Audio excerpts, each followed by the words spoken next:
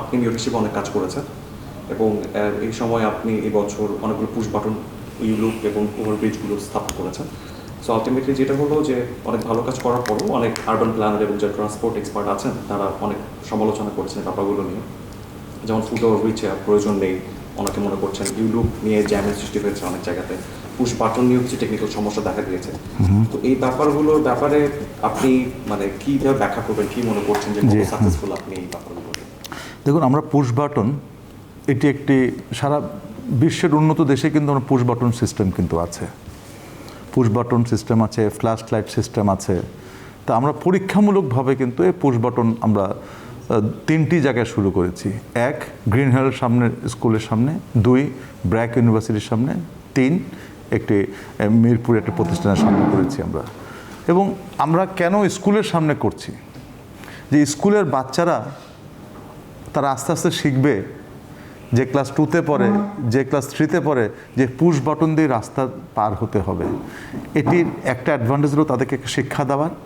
2, তাদের বাবা মারাও যেন তাদের বাচ্চাদেরকে বলতে পারে যে না, পুশ বাটনের মাধ্যমেই আমাদেরকে চলতে হবে। 3, স্কুলের শিক্ষকরা তারা বলতে পারে যে what is the meaning of push button. এই জন্য আমরা যত্র কিন্তু আমি ওই মহাখালীতে বসিয়ে দিই নেই, বা আমি ফার্মগেটও পুশ বাটন বসিয়ে দিই নেই। এটা বসেছিল, গুরুত্ব দিচ্ছিল যে আগামী প্রজন্মকে শেখানোর জন্য। আমি ব্র্যাকের সামনে বসিয়েছিলাম, ব্র্যাকের সাথে কথা হয়েছিল তারা পুশ বাটনটা দেখাশোনা করবে, ব্র্যাক ইউনিভার্সিটি তাদের ম্যানেজমেন্ট দেখবে। কথা হয়েছে গ্রিন হার্ল্ডের সামনে, তাদের ম্যানেজমেন্টরাই দেখবে। সুতরাং আমরা চাই এটিকে কালেকটিভ ওয়েতে করার জন্য। হ্যাঁ, যদি আমি যদি ফার্মগেটে এখন বসিয়ে দিতাম, বা আমি মহাখালীর মোড়ে বসিয়ে দিতাম, তাহলে কাউকে কোনো দায়িত্ব ছিল না।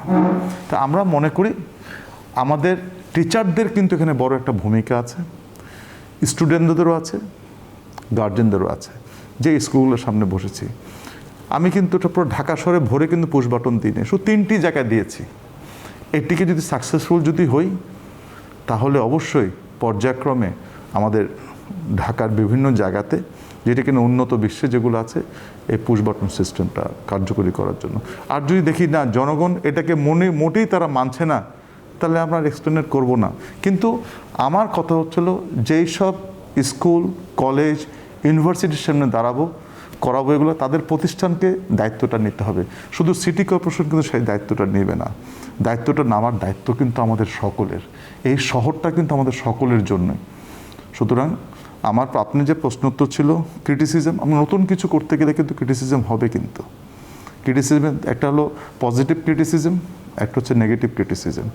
আমি দুইটাকেই আমি মনে করি যে আমি অভিনন্দন জানাই। আমরা এর থেকে যদি শিখতে যদি পারি ভালো কিছু, সেটাকে আমি অবশ্যই সেটাকে অভিনন্দন জানাবো। ইউলুপের ব্যাপারে আপনারা সবাই জানেন যে ইউলুপগুলো কিন্তু ইতিমধ্যে সাকসেসফুল হয়েছে। আজকে উত্তরার থেকে আমরা উত্তরা যারা থাকে বা যারা টঙ্গী যারা যায়, এয়ারপোর্ট পার হওয়ার পরে কিন্তু টঙ্গী মোড় পর্যন্ত যেতে কিন্তু মিনিমাম না হলো 40 থেকে 50 মিনিট লাগতো, যেটা 4 থেকে 5 মিনিটের রাস্তা। ইউলুপ করে কিন্তু সেটার একটা ভালো একটা সুফল কিন্তু জনগণ দেখেছে। তারই পরিপ্রেক্ষিতে যারা ইউলুপ করেছেন, ওটা কিন্তু আমি বা তুমি বা আমরা কিন্তু করি নাই, এক্সপার্টিস যারা আছেন তাদেরকে নিয়ে কিন্তু একটা এক্সপার্ট প্যানেল হয়েছে। আমাদের প্রয়াত মেয়র আনিস ভেটা শুরু করেছিলেন। আমার একটা কমিটমেন্ট ছিল এই ইউলুপগুলোকে বাস্তবায়ন করার জন্য। কিন্তু এখন দেখা যাচ্ছে ইউলুপগুলো বাস্তবায়ন করার সময় এলিভেটেড এক্সপ্রেসের জন্য কয়েকটি জায়গায় এটির বাধার সৃষ্টি হয়েছিল। কিন্তু আমার সাথে সেতু মন্ত্রীর সাথে কথা হয়েছে, সেতু সচিবের সাথে কথা হয়েছে, ওই বাধাগুলো এখন নেই। আমাদের আরও 4টা ইউলুপ কিন্তু বাকি আছে। একটি বাকি আছে মহাখালী বাস স্ট্যান্ডের সামনে, একটি বাকি আছে আমতলির সামনে, আর 2টো বাকি আছে নেভি হেডকোয়ার্টার একটু সামনে গিয়ে, আরেকটু সামনে গিয়ে বাকি আছে মহাখালী ব্রিজের নিচে। সুতরাং এই 4টা আমাদের যদি কমপ্লিট করা হয়, 4টাকে নিয়েই কিন্তু একটা পুরো প্যাকেজ। যেহেতু এখন 4টাতে আমার খুলে দেওয়া হয়েছে, কারণ কাজ তো আমার করতেই হবে। এটা এমন না যে আমি একদিনে ওপেন করতে পারবো, এটা কনস্ট্রাকশন জব।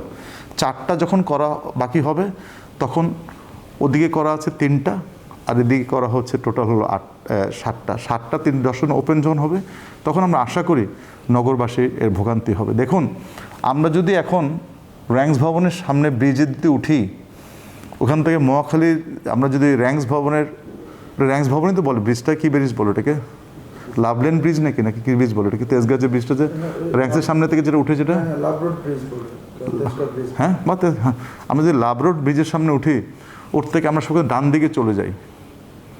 বাট এই যে পশ্চিম থেকে পূর্ব এবং পূর্ব থেকে পশ্চিম, বিদেশে উন্নত দেশে কিন্তু ক্রস নাই, কিন্তু you have to go to the left side, then you'd loop নিয়ে তারপরেই আসতে হবে। সেই সিস্টেমটা আমরা করতে যাচ্ছি। অবশ্যই আমরা যারা তেজগাঁতে যারা যাই এই লাভলেন ব্রিজ দিয়ে বা র্যাঙ্কসের রোড দিয়ে, আমরা সবাই ক্রস করে কিন্তু ডান দিকে আমরা তেজগাঁ 7 রাস্তায় মাথায় যাই, যার ফলে কিন্তু পুরো একটা জামের সৃষ্টি হয় এবং ব্রিজের উপরে কিন্তু 20 থেকে 25 মিনিট স্ট্যাগনেন্ট অবস্থায় কিন্তু বসে থাকতে হয়। এটাই কিন্তু বাস্তবতা। এখন আমরা যেটা ঘুরে যদি যাই 20 মিনিট লাগবে না, কিন্তু 5 মিনিট লাগবে, 15 মিনিট কিন্তু সেভ করতে পারবো। সুতরাং এগুলাকে আমরা মনে করি আস্তে আস্তে এগুলো আমাদের সেভ হবে। এখানে অবশ্যই আমি যদি বলি যে আমাদের আবরার যে ছাত্রটা মারা গেল প্রগতি সরণিতে, আমি যখন লাস্ট ইয়ারে যখন আসলাম, আমি দায়িত্ব নিই, তার 9 দিন পরে কিন্তু ঘটনা ঘটে, তখন ছাত্রদেরই কিন্তু দাবি আছে যে ফুট ওভারব্রিজ করে দেওয়ার জন্য। বাট আমি মনে করি এই ফুট ওভারব্রিজ থেকে আমাদেরকে আস্তে আস্তে আন্ডারপাসের সিস্টেমে যেতে হবে। নগরায়নের সৌন্দর্যের জন্য ফুট ওভারব্রিজ না করে আন্ডারপাস, কিন্তু আন্ডারপাসে করতে গেলে দেখা যাচ্ছে অনেক লম্বা কিন্তু একটা জায়গা লাগে নিচে নামার থেকে শুরু করে উপরে ওঠার জন্য। কিন্তু যেহেতু আমাদের ঢাকা শহর একটা আনপ্ল্যান্ড শহর হয়ে গিয়েছে, সুতরাং এখানে ফুট ওভারব্রিজ ছাড়া যেরকম আর কোনো স্কোপ নাই। কিন্তু যেখানে স্কোপ আছে অলরেডি আমি ইনস্ট্রাকশন দিয়েছি যে আমরা কাজ শুরু করছি একটা মণিপুরি পাড়াতে, যে কিভাবে ফুট ওভারব্রিজটাকে সরিয়ে এটাকে আন্ডারপাস করা যায়। এবং ওই এলাকার মাননীয় সংসদ সদস্য, আমাদের স্বরাষ্ট্রমন্ত্রী সহ আমরা বুয়েটের এক্সপার্টিসরা কিন্তু বসেছিলাম যে মণিপুরি পাড়াতে কিন্তু এই পার থেকে ওই পার রোড যেতে গেলে কিন্তু দেখা যাচ্ছে ওখানে কোনো ফুট ওভারব্রিজ আছে, বাট অনেকেই চলতে তাদের অসুবিধা হয়। এই জন্য সবাই বলছিল আন্ডারপাস কীভাবে করা যায়, কিন্তু আন্ডারপাস করার জন্য যে জায়গা দরকার ল্যান্ডিং, এক্সিট এবং ইনের জন্য, সেটি কিন্তু নেই। বাট অবশ্যই আমরাও মনে করি যে ইট ইস কম্বিনেশন করতে হচ্ছে, not only foot overbridge, underpass, এবং সেই সাথে আমি বলতে পারি একটা মেসেজ দিতে চাই আজকে, আমরা ঢাকা শহরের প্রায় 16টা স্কেলেটর আমরা বসাতে চাচ্ছি, চলন্ত সিঁড়ি। অর্থাৎ এই যে জনগণ কিন্তু ফুট ওভারব্রিজ দিয়ে পার হতে চান না। মাননীয় প্রধানমন্ত্রী আমাকে বলেছিলেন যে তুমি অ্যাটলিস্ট পর্যায়ক্রমে ফুট ওভারব্রিজ যেগুলো আছে এগুলোকে চলন্ত সিঁড়ি করে দাও, তারা বিশেষ করে ডিসেবল যারা আছে তারাও কিন্তু এইটাতে উঠে যেতে পারবে। এই ধরনের কিন্তু একটা পরিকল্পনা নিয়েছি, এটা একনিও কিন্তু পাস হয়ে গিয়েছে।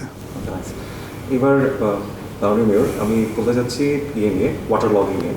সেটা হচ্ছে ঢাকা শহরের বড় চ্যালেঞ্জ হচ্ছে ওয়াটার লগিং, এবং এলজিআরডি মিনিস্ট্রি ডিসিশন, মানে আপনাদের সাথে মিটিং হয়েছিল, ডিসিশন নেওয়া হয়েছে নভেম্বর 26 তারিখে যে আপনাদেরকে ঢাকা শহরের ড্রেনেজ সিস্টেমের ক্যানেলগুলো দিয়ে দেওয়া হবে, জানুয়ারির দিকে একটা প্ল্যান আছে। তো যদি দিয়ে দেওয়া হয় পুরোপুরিভাবে, আপনার কি মনে হয় ঢাকা শহরের এখন যে ওয়াটার লগিং আছে সেটা শেষ হয়ে যাবে? ঢাকা শহরে যে ওয়াটার লগিং যেটা আছে এটির অনেকগুলো কিন্তু কারণ আছে।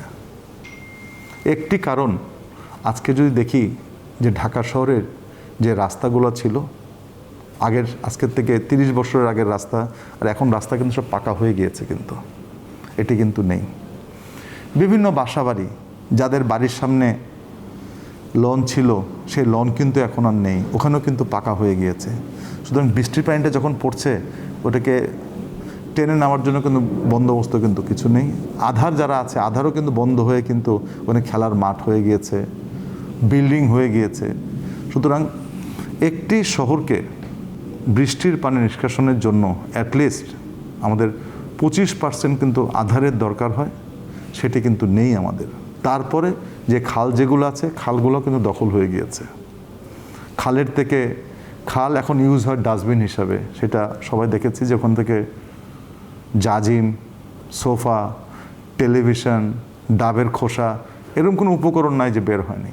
এরপরে হচ্ছিল যে খালকেও আমরা ইউজ করছি আমাদের বাসার আঙ্গিনা হিসাবে, খালকেও আমরা ভরাট করে ফেলছি। আমি একটি কথা বলতে চাই যে আমরা দায়িত্ব নেওয়ার পরে আমার প্রথম কাজ হবে খালকে পুনরুদ্ধার করার জন্য।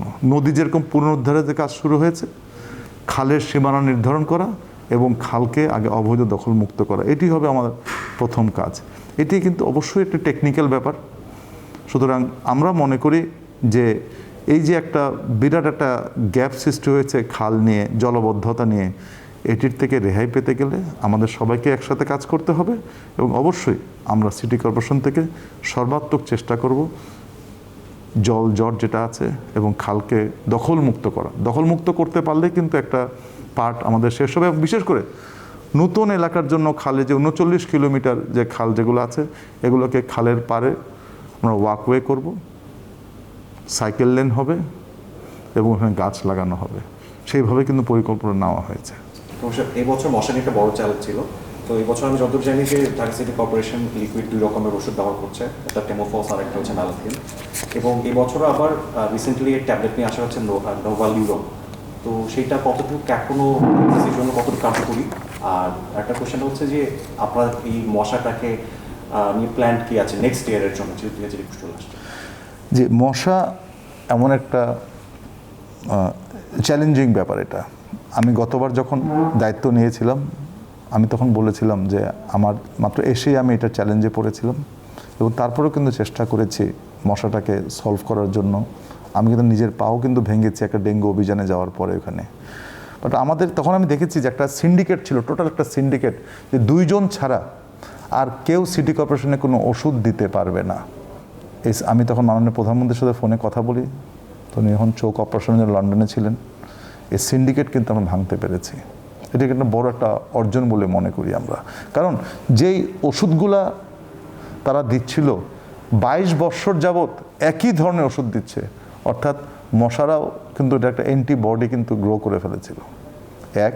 প্লাস আমাদের এখানে কোনো এন্টামোলজিস্ট ছিল না, সবাইকে নিয়ে যে এক্সপার্টিস যারা আছে বাংলাদেশের তাদেরকে নিয়েও কিন্তু কোনো মিটিং বা কোনো কিছু ছিল না। আমরা কিন্তু সেই মিটিংগুলো করেই আমরা নতুন অ্যাডাল্টিসাইড এবং লার্ভিসাইডের মশা ওষুধ আমরা নিয়ে আসি, আমরা পরিচালনা করছি এবং জনগণের সহযোগিতাও কিন্তু আমরা গত বছর কিন্তু মারা গিয়েছিল প্রায় 150 জনের মতন ডেঙ্গুতে। এবারে যে করোনার পাশে ডেঙ্গু যদি হতো, এটা কিন্তু একটা বিরাট বড় একটা আমাদের সাফল্য বলে মনে করি আমরা, যেটাকে আমরা রোধ করতে পেরেছি আমরা।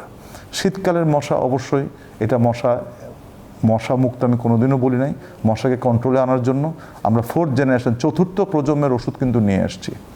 এটিও কিন্তু একটা নতুন একটা এক্সপেরিমেন্ট। এরকম ধরনের যে আমরা মশারি কাপড় দিয়ে ট্যাবলেট আকারে লেকের মধ্যে রেখে দিব, লাঠি দিয়ে গেঁথে রেখে দিচ্ছি, কিন্তু দেখা যাচ্ছে আমরা উত্তরাতে বা বিভিন্ন যে খালে যে রেখে দিয়েছি, ওটি আবার যারা মাছ ধরতে যাচ্ছে ওগুলোকে ফেলে দিচ্ছে। সুতরাং চ্যালেঞ্জ কিন্তু সব দিকে কিন্তু আছে। বাট আমরা মনে করি চ্যালেঞ্জ থাকবে বিভিন্ন ধরনের। সারা বিশ্বে কিন্তু 4র্থ বিপ্লবের 4th জেনারেশনের কিন্তু ওষুধ কিন্তু চলে আসছে। 4th জেনারেশনের আরও মেশিনপত্র কি আসছে ওইসব নিয়ে আমরা চিন্তা করছি যে ইন্টিগ্রেটেড ভেক্টর ম্যানেজমেন্ট। এটা অনলি যে ডেঙ্গুর আগের সিজনে ডেঙ্গুর সময় 1 মাস আগে মিটিং করবো না, এটা হবে না। এটিকে আমরা integrated vector management, integrated mosquito management এইসব নিয়ে আমরা কাজ করছি। এবং এই যে নতুন 4th জেনারেশন ওষুধ যে নিয়ে আসলাম, এটা তো একটা পরীক্ষামূলক। তো আমরা মনে করি গত বছরের ডিসেম্বরের সাথে এই বছরের ডিসেম্বর তুলনা করি, তা আপনারা ভালো বলতে পারবেন যে গত বছর থেকে এই বছর কমেছে। ঠিক সিমিলারলি আমরা চাবো যে পর্যায়ক্রমে এটিকে কমায় নিয়ে আসার জন্য। একবারে কোনো কিছু সম্ভব না, কিন্তু আমরা যে নতুন ধরনের 4th জেনারেশনের 4th বিপ্লবে ওষুধ নিয়ে আসছি, আমরা নিয়ে আসছি বিভিন্ন ধরনের ওষুধ চেঞ্জ করতে। আমি তো আবার বলেছি না 1 থেকে 2 বছর পরে আবার মশার স্প্রেটা কীভাবে ওষুধটাকে চেঞ্জ করা যায়, কীটনাশকটাকে পেস্টিসাইড কীভাবে চেঞ্জ করা যায় সেই ব্যাপারে অ্যাকশন নেওয়ার জন্য। এবং আমরা নতুন একটা কনসেপ্ট করছি যে 400 গজ 400 গজ, অর্থাৎ 400 গজ বা 400 গজ আমরা দিয়ে দিব ভলেন্টিয়ারদেরকে, যে 400 গজের মধ্যে আমাদের যে মশক যে কর্মী আছে সে ওষুধ ছিটালো নাকি, আমাদের পরিষ্কার পরিচ্ছন্নতা কাজ করছে কি না করছে, এরকম বিভিন্ন পাড়ায় মহল্লা এই ধরনের একটা আমরা চাচ্ছি ভলেন্টিয়ার গ্রো করার জন্য। তাহলে 400 গজ 400 গজ উনি একজন বাড়ির মহিলাও হতে পারেন, পাড়ার একজন ছেলেও হতে পারে, যুবক যুবতী হতে পারে, যে 400 গজ বা 400 গজ ভলেন্টারি আপনি দেখেন বা তুমি দেখো, এই দায়িত্বটা তোমার। তুমি এটা দত্তক হিসেবে নিতে পারলে তাহলে কিন্তু আমাদের জন্য অনেকটা কাজ সুবিধা হয় আমাদের জন্য। সেই কনসেপ্ট আমরা শুরু করেছি অলরেডি। দর্শক, এখন আবার নতুন ওয়ার্ড নিয়ে একটু কথা বলি। সেটা হচ্ছে নতুন word of the density pair, এটা 2017 সালে অ্যাড হয়। দেন এটার জন্য একটা মেগা প্রজেক্ট আপনারা নিয়েছেন, যে 400 কোটি টাকার মতো, 4000 কোটি টাকার মতো একটা বড় প্রজেক্ট। সো সেখানে ছিল এলইডি লাইট ড্রয়িং সিস্টেম এবং ক্যারল ডেভেলপমেন্টের ব্যাপারগুলো। তো এই ডেভেলপমেন্ট নতুন ওয়ার্ডগুলোতে কবে আসতে পারে বা কীভাবে এখন কাজগুলো আপনার মনে হচ্ছে? এটি কিন্তু আমাদের নতুন ওয়ার্ড যারা ছিল 8টি ইউনিয়ন ছিল, এবং এটি কিন্তু সত্যি কথা বলতে এটা অবহেলিত ইউনিয়নও যেরকম ছিল সেরকম অবহেলিত ওয়ার্ডগুলো কিন্তু এখনও রয়ে গেছে। আমি ধন্যবাদ জানাই মাননীয় প্রধানমন্ত্রীকে। মাননীয় প্রধানমন্ত্রী একনেকে পাশ করে 4,200 কোটি টাকা এখানে দেওয়া হয়েছে। এই 4,200 কোটি টাকার মধ্যে ম্যাক্সিমাম টাকায় কিন্তু যাচ্ছিল জমি অধিগ্রহণের জন্য। কারণ আপনারা সবাই জানেন, তোমরা সবাই জানো যে এগুলো হচ্ছে ইস্টার্ন পার্ট অফ ঢাকা, উত্তর খান, দক্ষিণ খান, কাওলা, হরিরামপুর, ময়নারট্যাগ, উত্তর, এসব জায়গাতে যখন যেতে হয় খুবই খুবই চিকন জায়গা থেকে, অর্থাৎ আমার উত্তরার থেকে যখন ওই পাশে যাওয়া হচ্ছে তখন কিন্তু খুব ন্যারো হয়ে যাচ্ছে। সুতরাং মাননীয় প্রধানমন্ত্রী আমাকে বলেছেন যে এগুলার এক একটা লেন হবে 4 লেনের, ভবিষ্যৎ প্রজন্ম যেন কোনো অসুবিধা না হয় সেজন্য আমাদের এখানে একটা হিউজ একটা মেগা প্রজেক্ট হতে যাচ্ছে, অধিগ্রহণ এবং রাস্তাকে সম্প্রসারণ। তারপরে প্রজেক্টের মধ্যে আরেকটি আছে হলো খালকে পুনরুদ্ধার, ব্লু নেটিং করা, এটাকে ব্লু নেটের আওতায় নিয়ে আসা। এটার জন্য একটা ফান্ডটা চলে যাচ্ছে। আর যে কিছু অতি সামান্য ফান্ড থাকবে সেটাতে আমরা পর্যায়ক্রমে রাস্তাগুলোকে আমরা কাজ শুরু করব। এটি যদি আমরা করতে পারি আমার বিশ্বাস ইনশাল্লাহ এটি আমরা কাজ, যেহেতু একনেকে পাস হয়েছে, ডেফিনেটলি নতুন এলাকার জন্য মেসেজ হচ্ছে হলো যে আমরা কিন্তু এই কাজটা ধরবো। করোনার জন্য সব কিছু মিলিয়ে আমাদের একটু সমস্যা হচ্ছে, বাট ডেফিনেটলি যেটা একনেকে যেহেতু পাস হয়ে গেছে ওই প্রজেক্ট এগেনস্টে টাকা বরাদ্দ হওয়ার সাথে সাথেই কিন্তু আমরা কাজটা আমরা শুরু করবো। আমরা মেয়র হিসেবে আপনার কাছে অনেকেরই অনেক থাকে, আশা ভরসা থাকে, যেমন হচ্ছে যারা সাইকেল লাভার এবং যারা পশু প্রেমী, তো তাদেরও একটা দাবি আছে। তো সেগুলো আপনি কীভাবে দেখছেন যে যারা সাইকেল চালাতে ভালোবাসেন, সাইকেলের লেন এবং পশু পাখি যারা প্রেমী, তাদের জন্য কোনো প্ল্যান আছে কিনা আপনার মেয়র হিসেবে? আমরা মনে করি যে আমাদের সাইকেল এটি এখন গরিবের বাহন না, সাইকেল হচ্ছে সকলের বাহন। আজকে মধ্যবিত্ত, নিম্নবিত্ত, উচ্চবিত্ত সবাই কিন্তু সাইকেলটাকে আপন করে নিচ্ছে। এটা কিন্তু বিরাট একটা গুড মেসেজ আমাদের বাংলাদেশের জন্য, শহরের জন্য, এবং স্পেশালি প্যান্ডামিকের সময় যদি সাইকেল চালায় কারোর সাথে আমরা যদি টাচ না করে চলতে পারি অফিসে, এটা কিন্তু অনেকে উৎসাহ করছে। তার প্রমাণ আমরা দেখতে পেয়েছি। আমি এই প্যান্ডামিকের সময় আমরা জো বাইক শুরু করেছি বনানী, বাড়িধারা, নিকেতন সহ, এবং জো বাইকের মেহেদি যে আছে সিও, তার সাথে কথা বলছি এবং সে বলছে এটা খুবই উৎসাহব্যঞ্জক, এবং তার মানে সেটা প্রফিটে চলে গিয়েছে। প্রফিটে কখন যায় মানুষ? যখন সাইকেলটা ইউজ করবে, পার কিলোমিটার পার মিনিটে 1 টাকা করে। সে বলছে যে আমি চাচ্ছি পর্যায়ক্রমে সে এখন আগারগাঁও, উত্তরাতে শুরু করার জন্য। সুতরাং আমরা মনে করি যে সাইকেল শুধু প্যান্ডামিকের সময় না, সাইকেল কিন্তু শরীরকে সুস্থ রাখতে পারবে, এটা ব্যায়াম হবে। উন্নত বিশ্বে বিভিন্ন প্রধানমন্ত্রীকে শুরু করে মিনিস্টার দেখতে শুরু করে যারা সবাই কিন্তু ডেনমার্ক থেকে আমরা দেখেছি বিভিন্ন জায়গায় অফিসে সবাই যাচ্ছে। সুতরাং আমি মনে করি যে আমাদের এই প্ল্যানগুলো কিন্তু নিয়ে আসতে হবে। এখন নতুন সিটির জন্য যে বলেছি খালের পাড়ে আমি সাইকেল লেন করব, এছাড়াও নতুন যেই আগারগাঁওতে যে সাইকেল লেনটা আমরা শুরু করেছি, আমরা বিভিন্ন পত্র পত্রিকায় আমাদের বিভিন্ন টেলিভিশনের মাধ্যমে দেখেছি যে সাইকেল লেন দখল হয়ে যাচ্ছিল, এটি আমরা কিন্তু দখল উচ্ছেদ করেছি। পরপর 3 দিন আমরা এটা নিয়ে মেসেজ করছি, এবং আজকেও সাইকেল লেন যারা সাইকেল লাভার যারা আছে সাইকেল, তারা সবাই আমার সাথে আসছিল, এবং তাদেরকে আমি দায়িত্ব দিতে চাচ্ছি ওটাকে লুক আফটার করার জন্য ভলেন্টিয়ারি, এবং তারা কিন্তু সবাই কিন্তু রাজি হচ্ছে। এটা একটা বিরাট বড় মেসেজ কিন্তু তাদের জন্য। সুতরাং ঢাকা শহরকে যানজট মুক্ত শহর করার জন্য একটি পরিবেশকে যদি বাঁচানো যদি যায়, আজকে যে জায়গায় সাইকেল লেন করলাম, সাইকেল না থাকলে কিন্তু এখানে হয় হোন্ডা চলতো বা গাড়ি চলতো, সেখানে আজকে কিন্তু সাইকেল লেন হয়ে গেল। সুতরাং পরিবেশও কিন্তু একটা বড় একটা কন্ট্রিবিউট করে যদি সাইকেল যদি চালানো হয়। সেই ব্যাপারে আমরা এগুলো সাইকেলগুলোকে আমরা কাজগুলো আমরা শুরু করেছি, এবং আমার বিশ্বাস শুধু 9 কিলোমিটার না, যেখানেই আমরা জায়গা পাবো, বাস্তব কথা হচ্ছে যেখানেই জায়গা পাবো সেখানেই আমার পরিকল্পনা সাইকেল লেনটাকে আমার তৈরি করে দেওয়ার জন্য। আর কুকুর প্রেমীদের জন্য আমি মেসেজ দিতে চাই, আমি কিন্তু নিজেও কুকুর পছন্দ করি, স্ট্রিট ডগ। আপনারা দেখেছেন যে আমি যখন গোদাইনাল খালে যখন পরিষ্কার করতে গেলাম তখন আমি 2টা স্ট্রিট ডগ দেখে সবাই কিন্তু দূর দূর করে তাড়াই দিচ্ছিল। আমি একটা স্ট্রিট ডগকে ডাক দিয়ে হাতের মধ্যে মুড়ি নিয়ে কিন্তু খাওয়াচ্ছিলাম। স্ট্রিট ডগ যারা আছে তারা কিন্তু কোনো সময় কাউকে কামড় দেবে না আনটিল আনলেস ওকে খোঁচা দেওয়া হয়, লাথি দেওয়া হয় বা ঢিল ছুড়া হয়।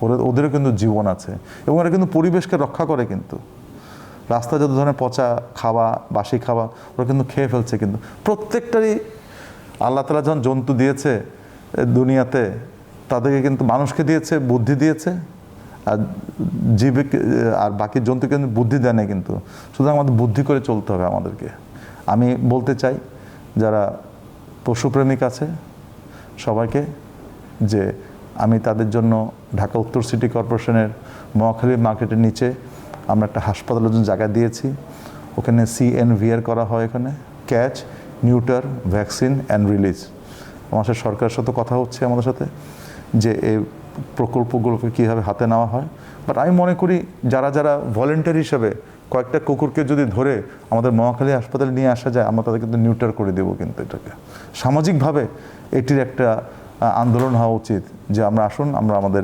এলাকার কুকুরগুলোকে কীভাবে আমরা সেভ করি আমি দেখেছি মিরপুর DOHS-এ সবাই আর্মি অফিসাররা কিন্তু আমাদের কাছে নিয়ে এসছে আমরা ওটাকে কিন্তু একটা অভয়ারণ্যের মাধ্যমে আমরা এটাকে করে দিয়েছি আমরা নিউটার করে দিয়েছি এছাড়াও CDC-র মাধ্যমে আমরা প্রায় 24,000 কুকুর আছে ঢাকা উত্তর সিটি কর্পোরেশনে এখন পর্যন্ত প্রায় 21,000 কুকুরকে অলরেডি আমরা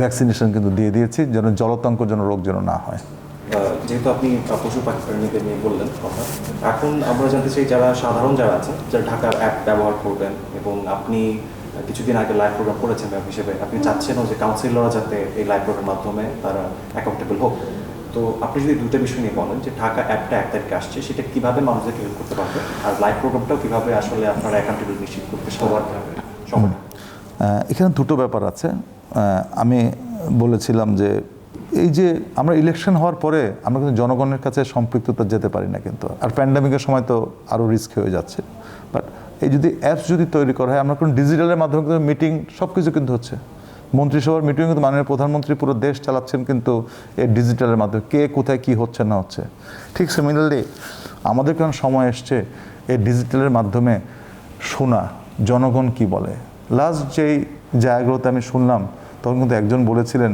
যে মিরপুরে কিছু কিছু জায়গায় গেট বানিয়ে গেটটাকে দখল করা হয়েছে কিন্তু অলরেডি আমরা ওটাকে উচ্ছেদ করে ছবি আমরা পাঠিয়ে দিয়েছি বিভিন্ন জায়গাতে সমস্যা ছিল ওগুলো আমাদের বিভাগীয় প্রধানদের সাথে বসে আমরা বলেছি যে নেক্সট যখন আমরা আবার ফেসবুক লাইভ করব যার যার দায়িত্বে কী কীগুলো কাজ করেছি এটাকে প্রথমে বলে দেওয়ার জন্য তাহলে সুবিধা হবে জনগণ বুঝবে না এখানে কিছু বললে কাজ হয় শুধু বলার জন্য না এবং আমি বিশ্বাস করি যে কাজ যেন হয় সেটাকে আমি ফোকাস করতে চাই সেই ব্যাপারে আমরা খুবই আমি বলেছি প্রত্যেক ডিপার্টমেন্টকে বলেছি they have to take a priority যে জনগণ কি বলে কারণ জনগণ যেটা বলবে ওইটা তো সবারই কথা আমরা দেখেছি বিভিন্ন জায়গায় কুকুর প্রেমিকরা কথা বলেছে রাস্তায় যানজট নিয়ে কথা বলেছে জলজট নিয়ে কথা বলেছে রাস্তা ঠিক নাই কথা বলেছে কিছু কিছু জায়গায় আমরা কিন্তু ইমিডিয়েটলি সলভ করে দিচ্ছি কিছু কিছু জায়গায় মিড টার্ম কিছু কিছু জায়গায় short term long term but অবশ্যই